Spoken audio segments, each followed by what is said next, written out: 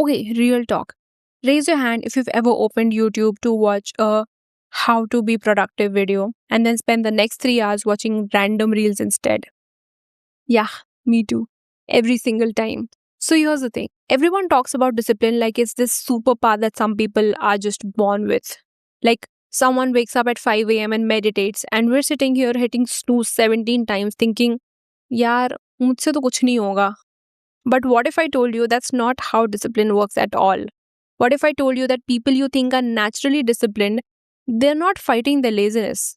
They've just stopped fighting it altogether. And science, actual neuroscience, backs this up.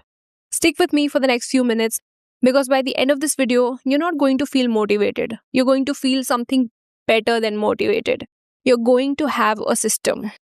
Hey, I'm Srishti. Welcome back. Or if you're new here, welcome to this channel where we talk about the stuff no one really teaches us: mental health, self awareness, and actually building a life that feels good from the inside. I'm really glad you're here today because this topic, discipline, it's one of the things that sounds simple but hits really deep. Because most of us have been told that if we're not disciplined, it means we're lazy, weak, not trying hard enough. And honestly, that's one of the most damaging myths out there. So let's break it down properly with science and with a little bit of reality check. Let's go.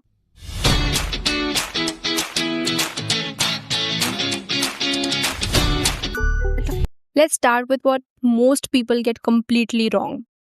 Discipline is not willpower. Say that again with me. Discipline is not willpower. And here's why this matters. Willpower is a limited resource. Like literally, research has actually shown that the more decisions and mental effort you spend in a day, the less self-control you have by the evening. There's a reason you eat well all day and then raid the fridge at 11 p.m. Your brain's self-control tank is just empty. Think of willpower like your phone battery. You start the day at 100%. Every time you resist something, you make a hard decision, push through discomfort, it drains. And unlike your phone, you can't just plug it in midday and expect full power back. So when you try to use sheer willpower to wake up at 6 a.m., go to the gym, eat healthy, study for hours, and reply to all your emails, you are literally trying to run a marathon on an empty stomach. And then when you fail, and you will fail because your brain is just human, you feel guilty. You feel like something is wrong with you. Nothing is wrong with you. You've just been using the wrong tool. Real discipline isn't about willpower. It's about removing the need for willpower altogether. Okay, so if willpower is unreliable, what actually works? The answer is habits, but not in the just be consistent bro way people say on Instagram. Here's what's actually happening in your brain. Every habit runs on a simple 3-part loop. Researchers have studied this for decades and the pattern shows up again and again. The loop goes cue, routine, reward. The cue is a trigger, a time, a place, an emotion, a person. The routine is the behavior. The reward is what your brain gets out of it. Now here's the sneaky part. Your brain loves this loop. Once a habit is formed, a deep, ancient part of your brain literally takes over. It stops using the thinking brain. The behavior becomes automatic. This is why you don't have to decide to brush your teeth every morning. You just do it. No motivation required. It's wired in. Now this works for good habits and bad habits. Your brain does not care which one it is. It just wants the loop. So the game is, how do we hijack this loop and install the habits we want? This is where I come across James Clear's book Atomic Habits. I'll actually keep this right here. And one of the most practical ideas in it is something called habit stacking. It's beautifully simple. You attach a new habit to an existing one. The formula is, after I do the existing habit, I will do a new habit. So after I make my morning coffee, I will sit and write for 5 minutes. The coffee is already automatic. The writing just piggybacks on it. Your brain doesn't have to start from zero. It connects the new thing to something already wired in. Try it, seriously. Pause this video and think of one habit you want to build and one existing habit you can attach it to. Now let's address the elephant in the room, or rather the person lying on the couch scrolling their phone thinking, I should be doing something but I just can't. Yeah, I've been that person. You've been that person. We've all been that person. And here's the truth, you're probably not lazy. Your brain is just doing exactly what it's designed to do. See, your brain is wired to conserve energy. That's not a flaw, that's a feature. It kept our ancestors alive for thousands of years. The brain is constantly trying to do more with less. It is the original minimize effort machine. So when a task feels big, unclear, or overwhelming, your brain goes, nope, too expensive. And you reach for your phone instead.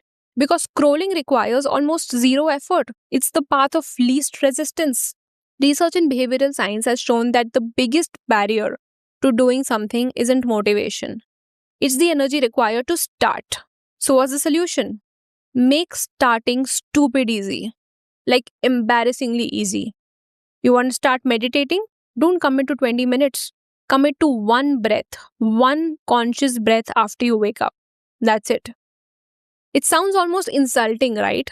एक breath से क्या होगा? But here's what happens. You start. And starting is the hardest part.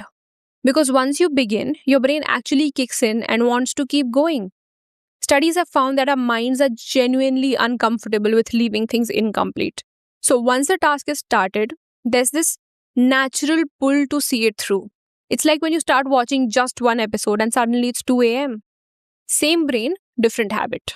So make the barrier to starting so low that you would feel silly not doing it. 2 minutes, 1 page, 5 push-ups. Just begin. Okay, now we're getting to the deep stuff. This is the thing that actually changed my perspective completely. Most people set goals like this. I want to run a 5K or I want to read 12 books this year. The goal is the outcome. And the problem is once you hit the goal or miss it, the motivation disappears. Poof, gone. We come back again to this masterpiece where James Clear talks about a completely different approach. Instead of focusing on what you want to achieve, focus on who you want to become. Not, I want to exercise, but I'm someone who takes care of their body. Not, I want to be disciplined, but I'm someone who shows up for themselves. And this isn't just feel-good talk. There's real psychology behind it. Research has consistently shown that we are deeply, almost automatically motivated to act in ways that are consistent with how we see ourselves. It's how the human brain maintains its sense of self. So when your identity says, I'm a disciplined person, skipping your habit starts to feel genuinely wrong. Like it's not you. Like it doesn't fit. And when your identity says, I'm just a lazy person, मैं तो ऐसे ही हूँ, well, your brain goes, cool, let's act accordingly. So every small action you take is actually a vote for the person you're becoming. Woke up and meditated for 2 minutes? Vote cast. Made yourself a healthy breakfast even though Maggie was right there? Vote cast. Said no to doom scrolling for 1 hour? Another vote cast. You're not trying to prove yourself to the world. You're proving it to yourself one vote at a time. And this is where discipline stops feeling like punishment and starts feeling like self-respect. One last thing before we wrap up, and this is so underrated that it genuinely surprises people. Your environment shapes your behavior more than your intentions ever will. We like to think we're these rational beings making conscious choices all day.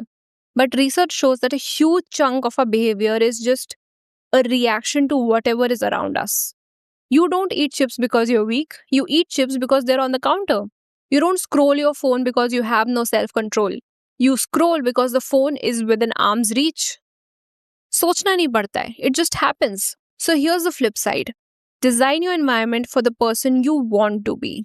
Put your journal on your pillow so you see it before bed. Put your running shoes next to your bed so they're the first thing you see in the morning. Put your phone in another room while you study. Put a water bottle on your desk so drinking water becomes the default. Make the good behavior the easy behavior. Make the bad behavior require effort.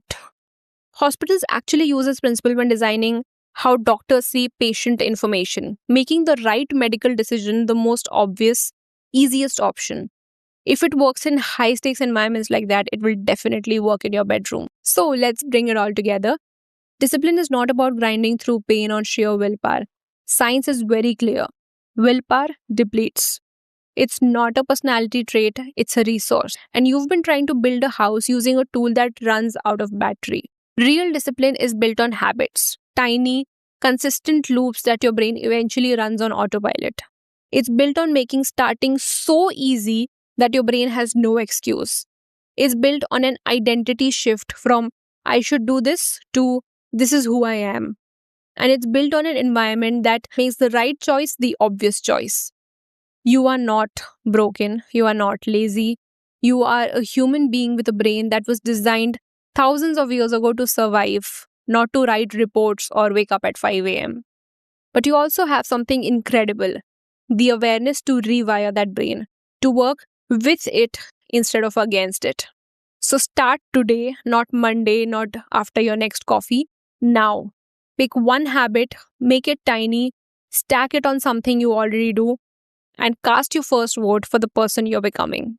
And if no one has told you this today, you showing up here, watching this, trying to understand yourself better, that already counts. That's already discipline in action. If this video helped you even a little, please hit like and share it with one friend who needs to hear this today. Subscribe if you're new. We talk about all of this and more every week. And drop in the comments what's the one tiny habit you're going to start today. I genuinely want to know. Take care of yourself and I'll see you in the next one. Bye.